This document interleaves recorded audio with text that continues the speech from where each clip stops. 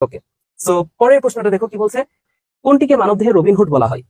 তো এটা অ্যান্সারটা ফার্স্টে বলে দিই, এটা খুবই কমন একটা প্রশ্ন এবং বইয়ের মধ্যে আছে। হিমোগ্লোবিনকে বলা হয় রবিনহুড অণু। তো একটা গল্প বলি, কেন এই হিমোগ্লোবিনকে রবিনহুড অণু বলা হচ্ছে। তো কোন একটা দেশে একটা ডাকাত ছিল যার নাম হচ্ছে রবিনহুড। তো ডাকাতের নর্মালি কাজ কি বলতো? ডাকাতের কাজ হচ্ছে ডাকাতি করা। কিন্তু এই রবিনহুড, এই ডাকাতটা একটু আনকমন ছিল, একটু অন্যরকম ছিল।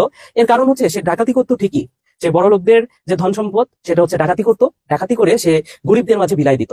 বুঝছো? ইন্টারেস্টিং না? সো ডাকাতি মানুষ কেন করে? নিজের জন্য করে, কিন্তু সে কি করতো? গরিবদের জন্য করতো।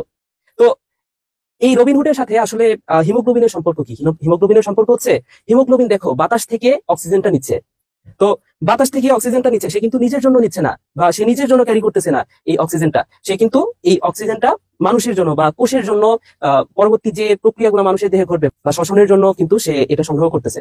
তো দেখো, বাতাস থেকে সে অক্সিজেনটা ডাকাতি করে কোথায় দিচ্ছে? কোষের মধ্যে দিচ্ছে। এই কারণে এই হিমোগ্লোবিনকে বলা হয় রবিনহুড অণু।